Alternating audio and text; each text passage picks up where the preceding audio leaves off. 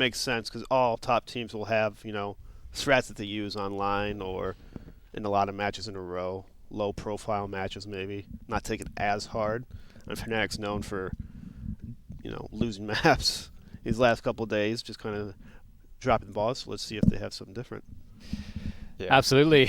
And we're about to kick things off here. G2 versus Fnatic on map 2.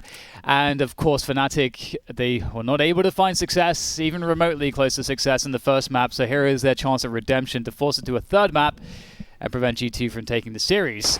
And it starts with this pistol. And we see Fnatic off on the T side. The early aggression from G2 in towards the showers here is causing some problems for Fnatic, but it is an even trade.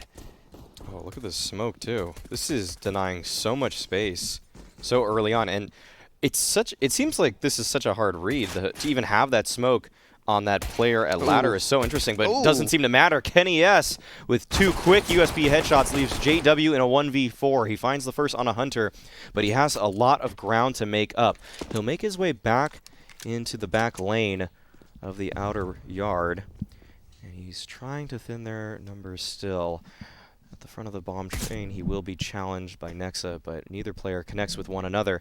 Now JW still scaling on forward at this old bomb, but he's not liking his prospects there and will decide to push forward from Ivy now. Long-range duel, and he actually takes down Ominic there. Brings it down to 2, and he spots Nexa once again. He's not aware just quite of where Kenny S.'s position is on top of that, and it looks like G2 are going to be playing in a nice setup off of each other. They split up momentarily, and this may give JW a window here as he spams towards heaven, looking for something. There's only 15 seconds left in the round, so he has to find these kills immediately. May not have time if he retrieves the bomb, and Kenny S, with the 3-piece on the round, will give G2 that 1-0 advantage. Now, I would like... I know that came down to a 1-on-3 situation for JW, but when JW was out in the Ivy and almost by their old outside bomb train, I think he should have communicated with his teammates to stay alive a little bit longer, even though Kenny has hit some nice shots, because it didn't allow JW to work off his position. He had a good outside, he was pretty much in CT spawn, and then 2 people from Fnatic pretty much died right away, so it didn't really hand him a chance to work his amazing position in that scenario. And well, it's the flashbang and a dream here.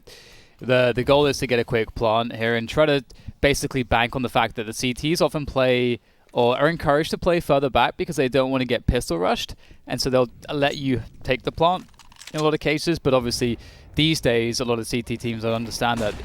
They're like, if they see Glocks here, they want to try to press hard to prevent the plant from going down, and that's what we're going to see happen here in this particular case, although the plant will still get planted. So, and even a frag on top of that, that's actually a huge bonus to get a plant or a frag ultimately, because they look like G2 were kind of in the know there, looking to try to stop that plant from going down.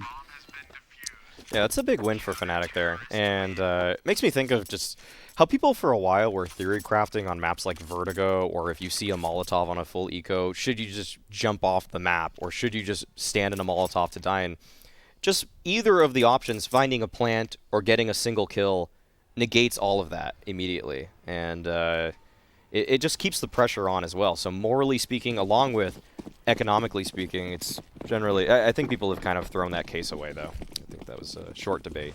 Yeah. Okay, well, we're going to see G2 taking full control of the A yard, although Flusher, I think, just going to kill just through the smoke there.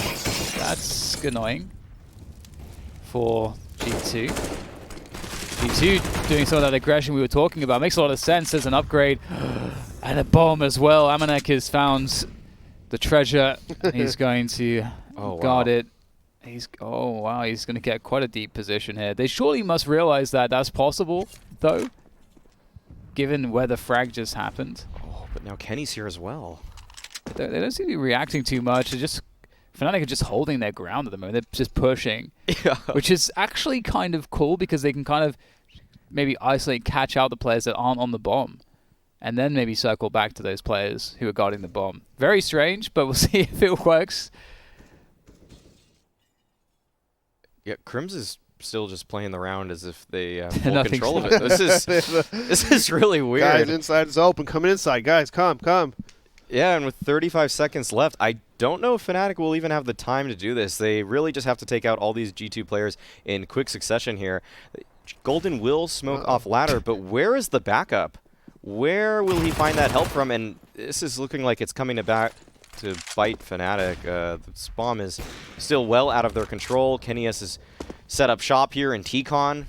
An interesting position for a CT opper, but Crimps is still inside. Guys, still, inside's open. I have B. Oh, okay, all right. So, yeah, Dan, I thought you were seeing into the future that, wow, this is actually really smart from Fnatic, and now JW dies after the time. That was not.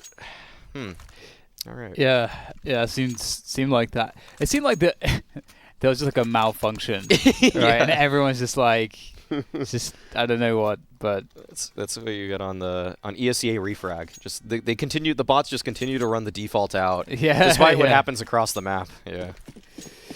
Wow. Well, 3-0 to G2. It's a great start for them. We don't have too much to say for Fnatic right now in this round. They've got a Smoker Flash and HE and the AK that was saved. So yeah, they're really not the best of starts, that's for sure. It just sucks to kind of lose a round like that. You have a plan for the rounds, and just a very small, well, I guess kind of a huge mistake actually. Just, but I should say like one instance, like one engagement, can translate into effectively a round win for the CT side. That just doesn't feel good for sure. And Fnatic have a lot to try to do in this game. Again, like, this is such a good map for G2. It just, I mean, the fact that you have Kenny on the team, obviously he's such an affinity as an AWPer for a map such as this, and always has.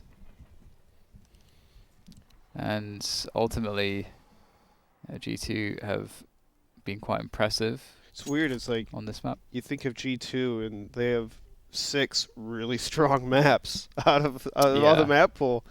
I mean, it seems like they just ban overpass in every single other map. They're really good on it. They're really, really good.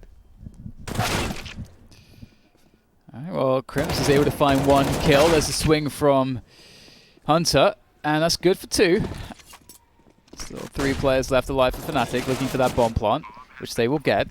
So a couple kills in a bomb plant in a save round. That's pretty good. Looks like another kill is to be had by JW too. He's picked up a rifle as well. Maybe a chance for another kill. JW can't stop the defuse, but maybe he can extract another kill. Oh. Yeah, beautiful burst with the remaining bullets in the gun. That's an amazing. Honestly, that's a great outcome for the round for Fnatic. Yeah, full save, bomb plant. About 4 kills. Yeah, if you look at just the kill feed or how that round broke down, you would think that was probably the best opportunity Fnatic had to even win a round. Yeah. I would like to see Fnatic call a timeout. I don't know. I'm just a big sucker for timeouts. You know, in a very important round, you're down 4-0. But, you know, they're professional on that. Oh my goodness. Oh, wow. That's really nice. Oh, they seems fair. Hunter has been it was kind of into question a little bit by fans just when G2 picked up Nexa and Hunter. Like what? Yeah, like it was Nexa made sense because it was the IGL, but then it was kind of I think for a lot of people it was a toss up between Esperanto and Hunter, but Hunter has really made the case clear for himself that this was not a mistake by the G2 organization. Yeah. Very impressive. Excellent pickup. He's the highest rated player now for G2, which is surprising when Kenny S is on your team. Yeah. And I think as good as Esperanto is, I think that there is a lot of people are drawn to mechanical output, and that doesn't really speak for a huge amount of other things that also contribute to the team and also to the individuals, ways to make plays and play clutches and everything else. So, well, Brolan will try to do some additional damage at least. That's a nice kill. If he can get at least 1 or 2 more, that would be really excellent for Fnatic to keep the money honest of G2, but it won't be the case on this occasion. 5-0, and the start for G2 is looking even stronger this map so far than Nuke did. Yeah. What do you guys think of the top 3 KennyS maps? What are they? Yeah, Or yeah. What do you guys? If you think KennyS Okay. and maps, what jumps out at you? I think Nuke and Inferno definitely both jump out. I think it's fair to say. And Dust too. I think Cobble. Cobble. Yeah. All the alt maps, you mean? And all the Yeah, alt maps yeah. he's really I good mean- at. Makes sense. I actually don't put him as a trained specialist. He's clearly good at it. Yeah. Of course, he's good at every map, but when I think of historical KennyS pop-off performances, Yeah. I think of more, I guess, the older map pool I think too. people ban this map a lot against him. That's probably why we haven't seen too Mm. many over the years. Because, you know, he's always been a super strong opper. This map is kind of uncomfortable for some teams. And this map, it's up. That's how it is. So they just avoid it, you know. Yeah. But yeah, I mean, it feels like any map that, you know, has long range angles or something like that, he does good. Like, really good. Except for Inferno, which he does well, but that's not really an op-friendly map. Yeah, as that's the other why ones. it's It's so impressive. interesting. Yeah. With Kenny, that it's so iconic for him. Okay, well, we can continue this discussion in a moment. We've got Fnatic on that 4-buy. JW's on the AWP. Maybe he can put up a fight here, but we get an aggression. Look at this info play. The timing around 1 minute, looking for the info by going for the attack into T main. That's beautiful. That's what you want to do. You need to have those info plays at a very specific time in the rounds, and it's going to work out really nicely. They pick up a kill. They deduce more as to what's happening here. Jack's aware now that there's a lurk on the Ivy position. Now he's aware that there's no more lurk on the Ivy position. And Fnatic, with a desperation maneuver through into B, but oh, that's gross. Oh, that's so hard to watch if you're a Fnatic fan, I'm sure. G2 are looking so polished here. They are. The double walk into T-Con there, catching Brolin off. Yeah, the thing is, you're seeing all of these opening picks are actually team-oriented. It felt like a dry walk into T-Con, but there was a player right behind Omenek too. So if he doesn't find that kill on a Brolin, probably the player behind him is able to trade it out at the very least. And then Jack's there at Ivy, not just, you know, peeking golden, but there was a flash to set that whole thing up. Every single info play they make has some kind of fallback on it, or at least some reason that it should work. And there's also an argument to not always throw a flashbang, which sounds a bit mad, and especially I think coming from me, because I think I always like to harp on the fundamentals. But when you're playing at a really elite level, you have to do certain things that will trick your opponent. And what I've seen actually Astralis, I think, do more than anybody else is actually fake info plays with flashbangs, which means that they don't take a risk, but they suggest that they're taking an area when they're not, which forces a rotation that they are then able to exploit. So this is like really next level mind games, and this is the kind of stuff that if you're a tier 1 team, you start adding those layers in. But for anyone outside of the top 8, stick to the fundamentals. Yeah, I see a lot of newer players throw just the random flashbang, and I'll ask them when I do coaching, what do you think that was supposed to accomplish? And they just aren't really sure of it. But when Astralis does it, it's because teams at the pro level think that every flash they throw is such a conscious decision for them that they, like you mentioned, that it's faking that they just maybe retook the top of banana, for instance. Yeah.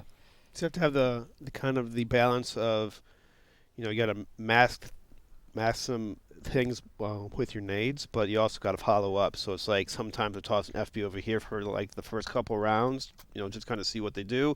Then maybe the third time I do it, I have teammates right behind it to kind of change it up. That, you know, maybe have 2 people right behind the FB this time around. So like as you said, a lot of those mind games. Yeah, looks like there was a quick technical issue, but it has since been resolved, and now we'll be getting back into the action here. Seems to be a half buy of sorts from Fnatic with a hero AK on JW. Yeah, and it's unfortunate because we saw last round with a nice peek from G2, but if Fnatic can get these early picks and not get picked off, I think it'll be helpful. Well, Kenny's down, so that's a huge win, but Amanek's going to trade it right back, and Hunter's unable to get the kills he wants, but Jax is in position from Sandwich, doing really excellent work. Oh my god, Jax is just annihilating everybody! Oh. Jax! It hardly seems fair what G2 are doing to Fnatic at present. It hardly seems fair. They're on fire right now. You take, Yeah. You take down Kenny S, you think, all right, maybe we have a chance. You take down Hunter as well, you think, all right, that's their other star player. Then Jax is here at Sandwich, and he follows up beautifully. That's just glorious. It's so glorious. Against Fnatic too, like these guys aren't scrubs. No. These guys individually are very good. But there you go, G2, they're in the zone. Broline will make his way aggressively towards Sandwich, just wrapping back around, just around snaking through the smokes. It's just not going to work out, is it? Oh, G2 just picking Fnatic apart. They knew what was coming with those nades, and it's a perfect response. Just everyone's crosshair in the right position right now for G2. And Golden left in a 1v5 here at TCon. It just feels like Fnatic's playbook. Ooh, okay, well, hold that for just a moment there. Golden, he gets one, looking for more. Won't be able to find it, but Fnatic in the last few days, we've been seeing a lot of quick outside pressure from them, around E-Box especially, and Kenny S is just holding for that angle. Yeah, J2 are ready for that. Yeah, they know it's coming. And whereas other teams have struggled against Fnatic, when that solo player makes that positional play, it's as simple as Kenny S just holding the angle. Yeah, I mean when Fnatic was playing the other teams on this map, I didn't really notice Alpers being where Kenny S was, even though it seems like that's a common op spot. Right. Fnatic really never been punished by an Alper by Bomb Train or Z. I'm wondering if it's just that they were hitting their shots earlier, or maybe teams just, never just had the op there, because usually the op was more maybe by Ivy side or inside sometimes. I don't know. It's different with G2. Well, we've got to start to wonder, like, how many rounds do Fnatic actually need to win this game? And with how G2 are playing, it feels like they need a competitive T side. They need 7. They need all the rounds. Yeah, that's the problem. I mean, 5 is like, I think, the happy minimum. To have a buffer to allow for the quality of G2. They are going to win some rounds. Yeah, I think 4 is going to need, if they achieve 4 rounds in this half, it will have to be a heroic CT side, one that Fnatic is capable of, but one that I actually would never really see them doing in a group stage game. Yeah, right, yeah. No, and probably not on train. That said, Counter-Strike is, one of the best things about Counter-Strike is that sometimes inexplicably everything can just turn on its head without really any notice. So we'll see if that will be the case or not for Fnatic. Brian at least trying to do some damage, get some work done, get some kills on the board, but it's short-lived ultimately, and 9-0 will be the score now for G2. They're looking for that clean 15-0 right now. I feel like the way that things have been going, have we seen a competitive gun round? I don't think we have we? It doesn't seem like it. I think there's been a single one. The best one was the JW. It was the half buy when JW was on the flank and he found, I think, 2 kills, and it came down to technically a 1v1, but after the defuse came out. But no gun rounds. Right. Yeah. Well, see what else Fnatic are going to throw at G2. Opting to go for a slower default this time around. That said, they don't have any presence in the inner halls, so that could be problematic, as G2 do have a player up there, and I believe that's Kenny S with the AWP. So Kenny's going to understand that there's no one towards inner at all. So that does give G2 a lot of information. It's you do want to try to remove the AWP from this position, and Kenny's even going more aggressive. How bold will Kenny get? We know that he can pull out the shotgun AWP when he wants to. but he's going to temper himself for now. And instead it's Nexa, who actually, no, maybe he won't temper himself. Maybe he's waiting for Nexa to come and help him. Yeah, G2 is looking relentless with their pressure here. However, JW has achieved this old ball position, but Jax is completely aware of that. Takes him down. 3 players remain, and this is a must-win round for Fnatic if they want to get back into this game. Golden, though, at back green, does get flashed off. That's a nice supporting flash, and a double peek comes out. Oh, man, that's clinical from G2 right there. It's actually kind of wild in how bad they're making Fnatic look. Like, it's actually unreal how good G2 looks. Yeah. They look way too good. They look like world beaters right now, that's for sure. Yeah, just G2 is, they're not cutting any corners on any of these rounds either. Every play is supported by a teammate. Even at the end there, in a 5v2, they coordinate the double swing after flashing him off. Wow. I mean, that's just super impressive. Yeah. It's nice. It's hard to have that kind of discipline online, especially when a lot of the players are tenured. But I think that goes back to what you said, Dan, earlier, that a lot of the players on G2, they're hungry. They aren't as they're not major winners for the most part. This is a team of mostly younger players who've kind of been bouncing around the scene for a while, and you can see that they've carried that hunger over that they showed at the beginning of this year into the last few months. Yeah, it's just so, as a someone that is a CS fan, it's just great to see teams that have that kind of energy and are finding success with it. It's pretty kill from Crims. Brawlan with a double, and all of a sudden we're off to the races. Fnatic looking like they will be able to get themselves on the board if they can convert here. It's looking pretty damn good. It's just Kenny against 4. I don't ever want to. I should perhaps never prefix Kenny with the word just, but we'll see on this occasion if he can do something from this position. This is notoriously, I would say, perhaps the hardest bomb site to retake once the T's are set up in the entire game. The A site, there's so many nooks and crannies, and the way that the trains are, these kind of long shapes, it makes it incredibly hard to chase people down as well. Oh, yes, that's what you need. Get a knife in there. Down 10-0. Still do it. Yeah. Okay, they're on the board. Welcome. Welcome to the game. The question is, will Fnatic be able to replicate that fast momentum play? G2 seemingly weren't quite ready for it. I'm sure G2 will dump a little bit more utility into some of those choke points at the beginning of this round to try to stop anything similar from happening.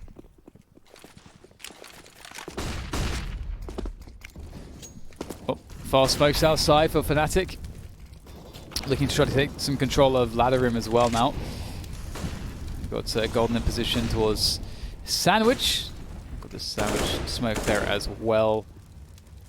So right now G2 are feeling very constricted. Look at the way the smokes have fallen. It's actually a beautiful smoke set piece that's constricting the bomb site enormously. Straight through the smoke. Brawlan is going to execute the defense. Amanek, though, is lurking in the corner and does manage to find his way onto a trade.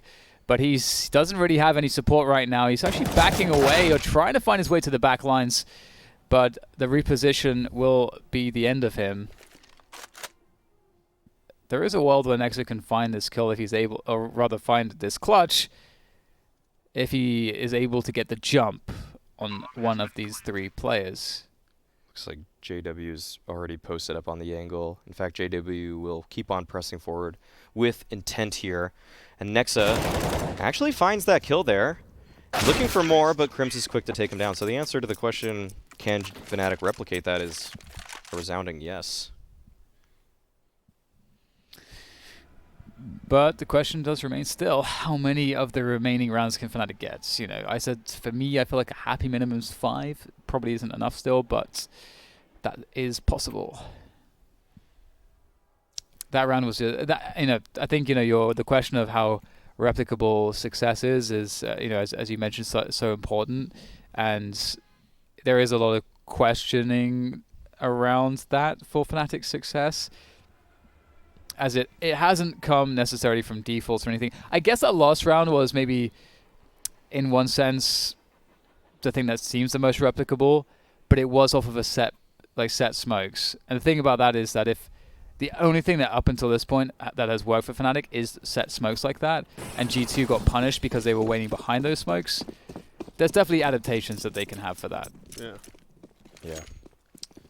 It's something that some of the teams we've watched against Fnatic have had a hard time with, but I assume after that pause, G2 likely talked it over and is trying to figure out what their actual counter would be if they do see those once again. This time around, though, Fnatic won't be playing as aggressively around those smokes. We can see that Golden, who was around Hell last time, is actually just going to be moving on top of the top blue train now. And he scales on forward, almost found a timing right there, but Amanek and Nexa find stereo frags, are able to find a couple, but it's actually a B hit coming out from Fnatic. Kennyus is still in good position to take down JW there. 3v2 now, and Crim's pressing on forward, actually finds Amanek there. Now sitting around the oil train, will try to hold his ground here. This is so important for Fnatic to win, but Jax, he has no interest in giving Fnatic this one. It's just Flusha that remains. He has a Molotov, so he can throw that onto the bomb. And there's actually no smoke, and that kill will really enable him to play off of the timing here. Hunter has to press on forward, and he looks to just stick this bomb right now. Flusha knows that's the only option for him, and will take him down with the Glock and Molly combo. Oh, that was a great little adjustment and post-plant by Fnatic, especially by Flusha. A little bit of Crims. Textbook. Yeah, but it looks like Fnatic's starting to find their stride, finding the pockets. I mean, it looks like Golden's having an off day, because I mean he's not just hitting the shots, just as you saw from that last round. It's unfortunate. Nice outside play. Flusha off of the assist from Golden there. He's able to find two big openings. And Fnatic, they are positioning themselves in such a way to perhaps find that magical 5-round minimum that Dan was talking about earlier. It definitely looks like they'll be achieving a 4th here. It's really just a matter at this point in the round, how much can G2 take away from Fnatic into the next round. It's not all too important for the financial stability of Fnatic. They'll have a bye into the next round regardless of the losses here. But can they perhaps take an AK into the next round? And Fnatic have, they may have found a little bit of an answer here. Those smokes that G2 have to respect towards outside, coming a little late into the half, but now Fnatic have thrown them, I think, 4 rounds consecutively. I'm not sure if it was the exact same in this anti-eco, but it was a pretty similar look regardless. Yeah, I'm wondering how Fnatic warms up, because it feels like now, as we're watching them, this is the Fnatic we know. You know, the timings, everything, they're hitting shots, stuff like that. But it took a map and a half for them to get to the point that we know them as. So I'm wondering if it's just a bad warm-up. Maybe G2 was playing out of their minds. Well, I mean, that kind of a little bit too, but it took Fnatic so long to get to this point. It's like the series is almost over, but now you're starting to come alive. Yeah, it's going to be hard to come back against G2 though, for sure. They've got a great. They're just looking great on every single front. And one of the other conditions for Fnatic ultimately is that they do need to, upon getting the 5 rounds, hopefully for them and their sake, if they win that pistol, that's kind of a necessity too. You talk about winning the pistol, converting the following couple rounds. Now they're at an 8-10 scoreline, so that's where things really start to close down. But either way, G2 can prevent that 5th round from going to Fnatic. So the aggression, the inner aggression's coming through again. The swing from Nexa is unrelenting.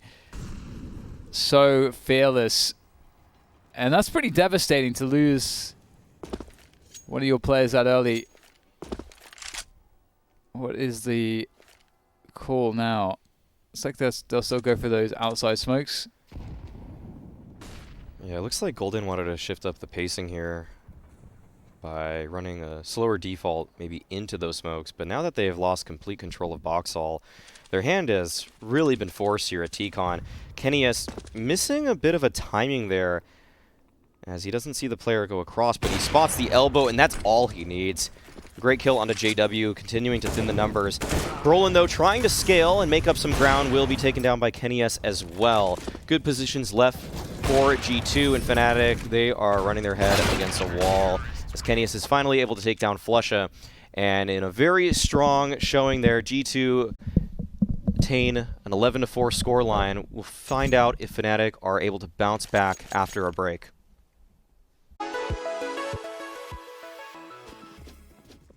We're back! There we go. Alrighty, so 11-4 at the end of the first half. As you can see, your eyes do not deceive you. G2 are in excellent shape and Fnatic are struggling. They're on the struggle bus, but they're looking to take control of the wheel and avoid the edge of the cliff. Golden able to take down one as the B attack commences. Jack's all the way so very deep towards the connector there, and it's Flusha on the high ground that's looking to try to slow things down, but he's in a spot of bother. He does have some assistance coming his way, but he's getting attacked from all angles. Unrelenting attack onto Flusha there. Only can result one way. And Fnatic are looking to swing things back into their favor here. Very well done, and that's precisely what they needed to accomplish. But it's going to be tough. It's going to be real tough to bring this back. Oh man, I'm not feeling good about their comeback, if I'm completely honest. I feel like it's going to be a huge struggle for them, given what we saw. So we need to see stuff that we didn't see, which we kind of talked about in the pre-show, what we wanted to see from them.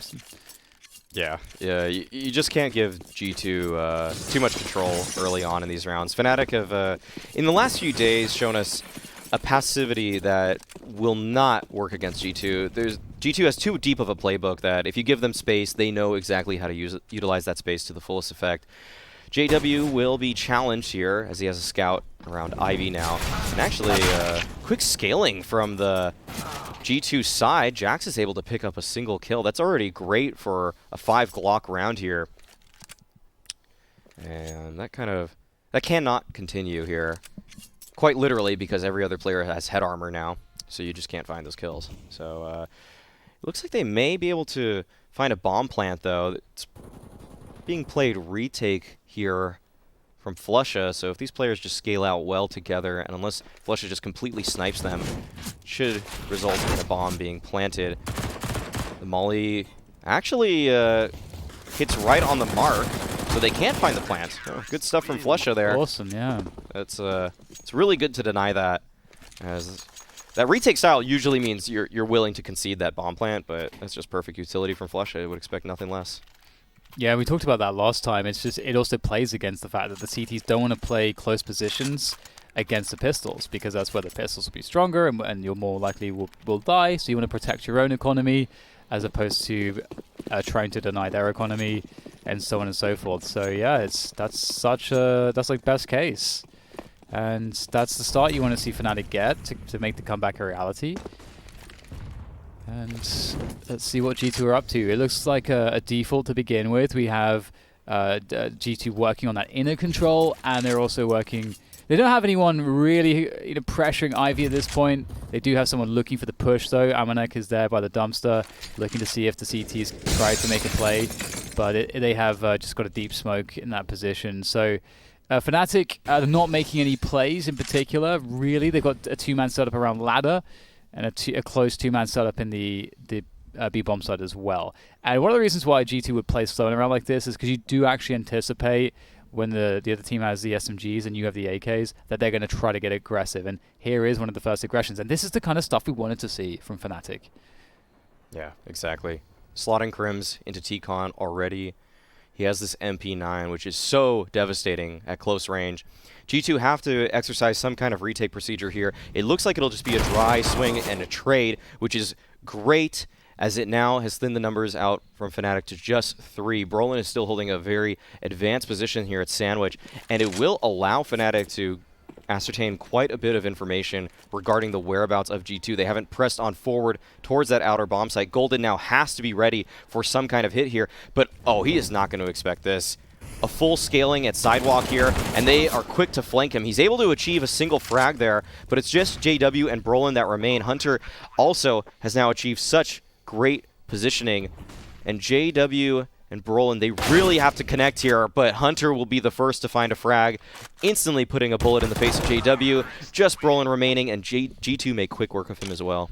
So I know we talked about what Fnatic needed to do in order to help their CT start off. So they started off good. You know, they took over ladder, they heard some footsteps, and then they retook middle and had really good positioning.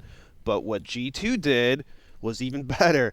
They slow peaked and took team in with numbers, and after that, they fell back to inside. Why? Because if you have a person pushed up in T-Con, most likely outside might over-rotate to inside because you have a really strong choke point that denies information for the other team. So, okay, if they're not middle, then most likely they could be going inside or even Ivy at that point. So, it's really good that G2 just walked back and took inside, and Fnatic had to respect that because that T-Con person died, put them in a little pickle outside.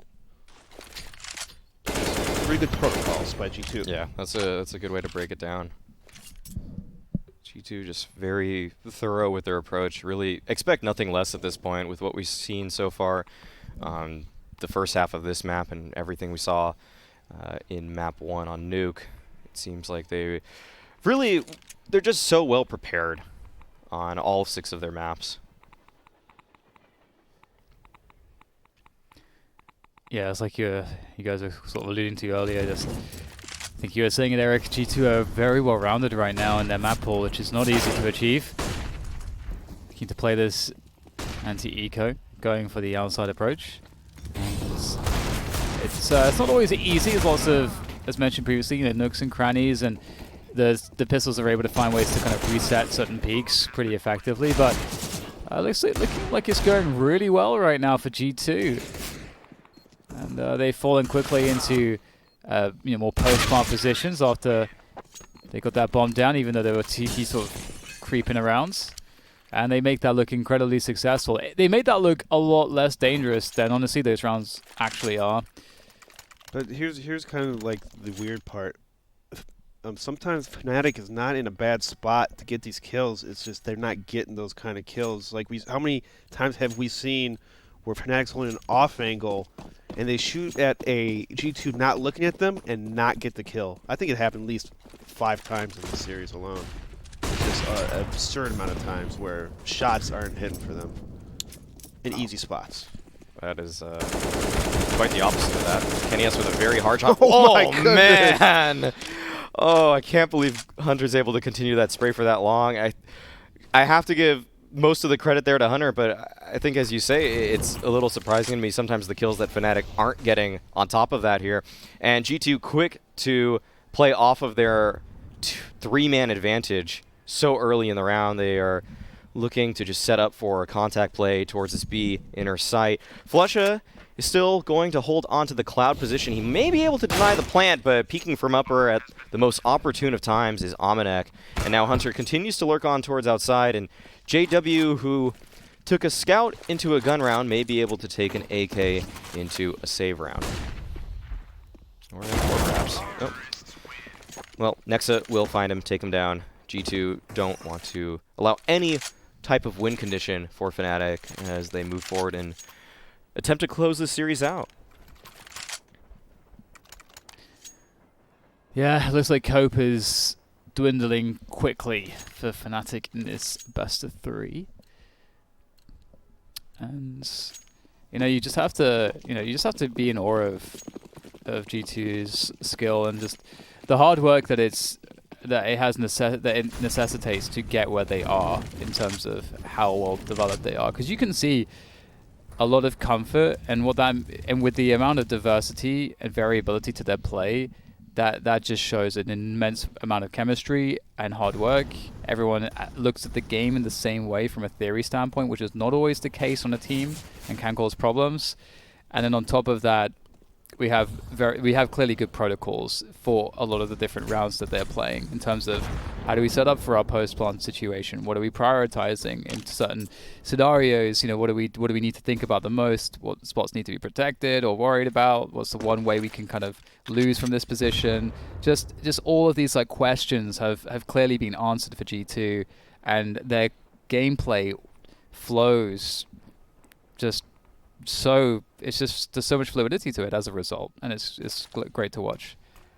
Yeah, I think that's a great way to put it. It feels like G2, when they were developing this team, have been asking all of the right questions and finding answers to those questions. It's sometimes you see new rosters come together and they look to run before they can really even crawl, and G2 have just they get everything down, or they have gotten everything down at this point. That's well, as I say that, they might lose an anti-eco here.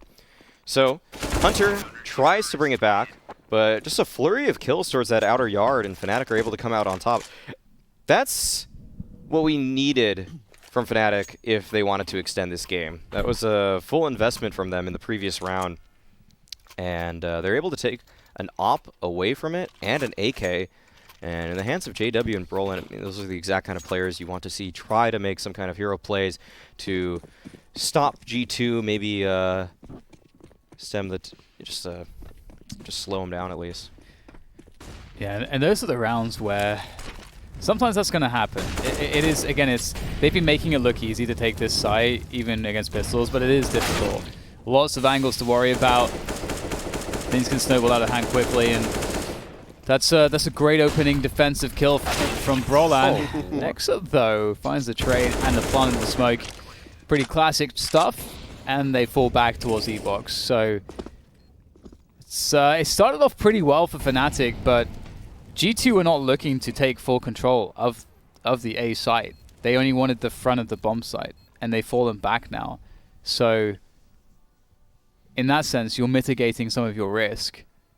And they got the kills that they needed to along the way to make things extremely difficult here for the remainder of Fnatic. Flusher, in particular, only on an MP9, is creeping forwards. His teammate, his support, is dead.